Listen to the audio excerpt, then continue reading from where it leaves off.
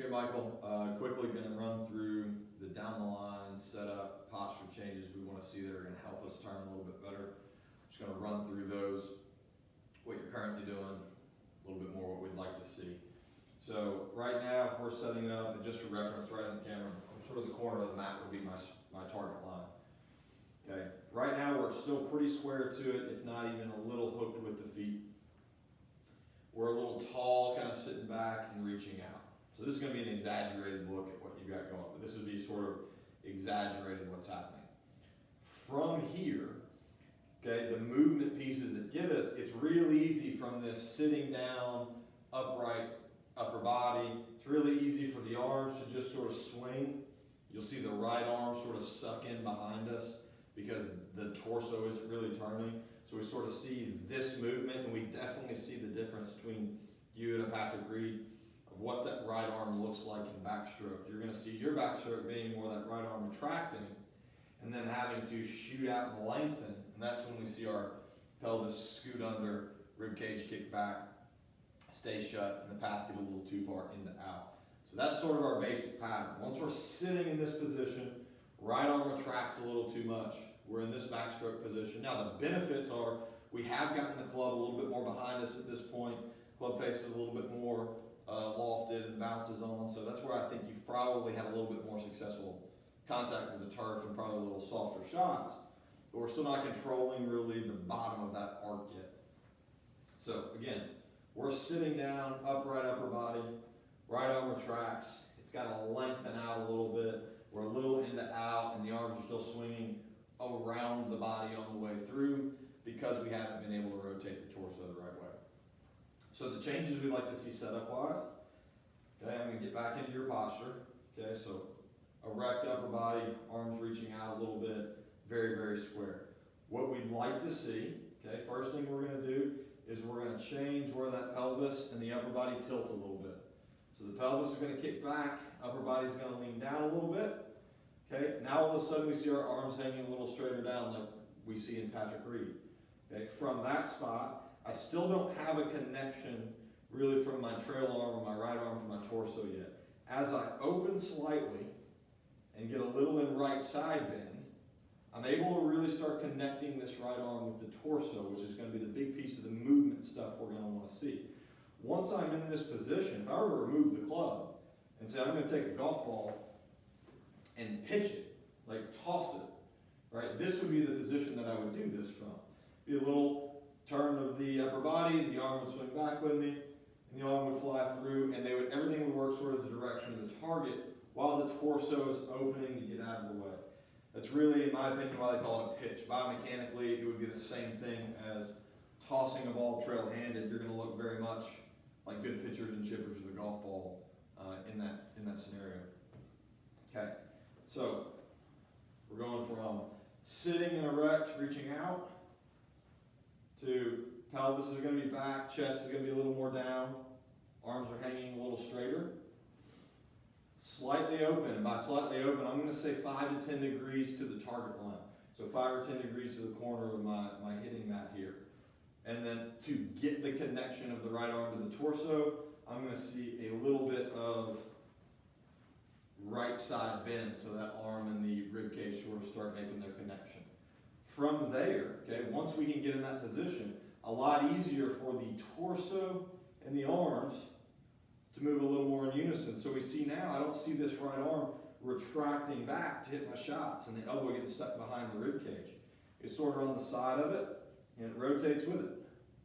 Sits kind of on the corner of the rib cage. At that point, my forward swing is really driven by the rib cage, rotating, instead of the retraction of the arm and then the lengthening of the arm outward. And that's where we see, we could probably bounce into that a little bit. The paths are going to be a little in and out, might still be a little scoopy. When we can get the right arm tied to the torso a little bit, it really stays on the arc that it's supposed to stay on, and we could just toss our golf ball the direction we want that to go. That's going to be actually drill number 1, right hand only, 10 degrees open, a little more bent over, a little bit right side bend. You're going to take your left hand and just hold it on the bicep, keeping the right arm attached to the torso, and you're going to hit little chip shots, right hand only. Okay, what that prevents is anything of that right arm lengthening off and starting to go across the torso without it turning. Sort of got its fixed position sort of on the rib cage. Looks a little bit more like that from face on. So face on view, in setup, it's not really going to change a lot in the pictures other than, okay, we're going to be a little more open and we're probably going to be kicked back a little bit more to the right in the 2D video. Okay, so there's a little bit more of our setup. Face on, down the line, instead of there. Right arm retracts, right arm lengthens without having a lot of rotation out of the body. Face on. Boom. Okay, you're going to see a big difference in backstroke now. I drew the line for Patrick Reed. Line straight out of my buttons. It's going to be roughly where my hands are instead of line out here. Right arm has retracted behind me. Okay, so what we see in the video when we see you pulling that arm back and the club getting actually a little too far behind us, if we can attack that in two different directions, we're not going to retract the right arm, so it's not going to obviously get so far behind us, and being a little more open, even if we have a little retraction of that arm, the club hasn't gone so far behind us that we have to have a lengthening out to get back to the ball. So movement-wise, there's drill number one. Right arm's attached to the, if I were going to straight out, straight to the side, it's on a 45 of the rib cage. Sort of if you're going to do a bicep curl, about where that arm would sit on the rib cage. It's about where I want the connection of that arm there. We're a little more open, we're a little kicked into right side bend, and we're tossing golf balls a little more the direction we want. Coming down to both hands on it, that's the only change. If we're doing that right hand only and we're on the end of the club, we're going to be a little more erect, that's fine. When we put a golf ball in the way, we're going to bend over from the waist. There's one of our changes in posture and setup. We're going to bend over until there's enough room for the left hand on the club, and then it is the exact same movement. So face on, what we'll start to see, we won't see the right arm retracting back this way without rotation of the torso. We're going to see those things moving a little more together. And then the tossing of the balls we go through, what we're going to be looking for, sort of a reference point now, is that in face on, in follow through, kind of right after the hit, we're going to see the shaft come back and point right at our stomach, almost in our spine, and we're going to rotate out with that. So our finished position is going to be a little bit more, that shaft is going to be staying in that orientation. Good little drill for that. Take the grip down on the shaft until the club just touches your stomach. You'd make a little backstroke. We're certainly going to see the grip come off from the hip hinge. Once we've hit it, just past the hit, we're going to see that line right back up on our stomach. And we continue turning out. All of it driven, right, the whole time for that to happen, the torso is continuing to rotate with the right arm connected to it. That's pretty much your basic pitch shot movement, okay? Setup stuff's going to allow that. I can't stress enough that when we're very erect with the upper body and sitting down and reaching out, it's a very common thing we see in pitchers that are still struggling a little bit. The retraction of that right arm gets us in trouble.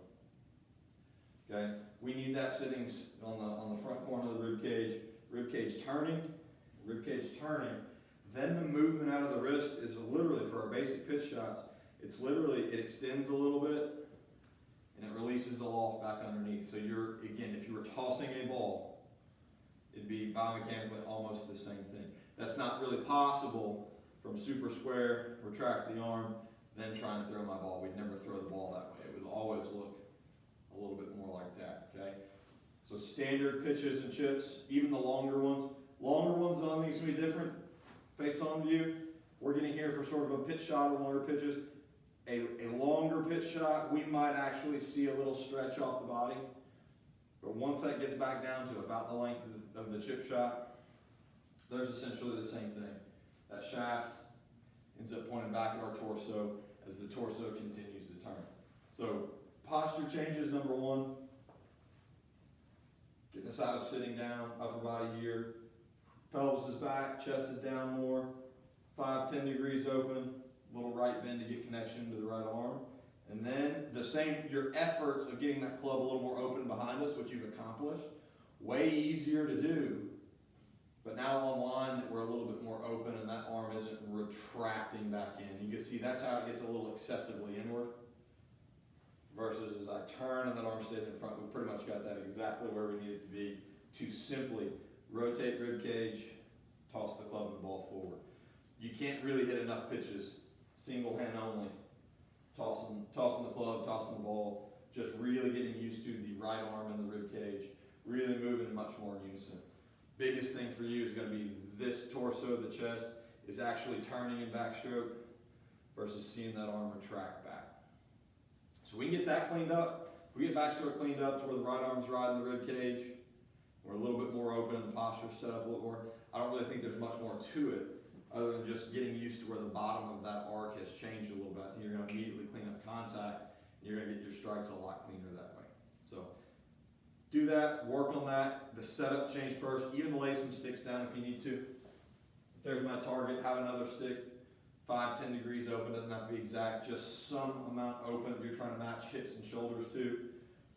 All right, that's all you need to do. A little open, right arm on the corner of the rib cage, start driving the movement through rib cage instead of right arm retracting back. You do that, get that cleaned up, shoot me some video, and I think you're going to be well on your way to pitching it really, really nicely. So, good work from lesson 1 to this one. If you make that sort of improvement into this one, then you're going to be doing great. Thanks, Mark.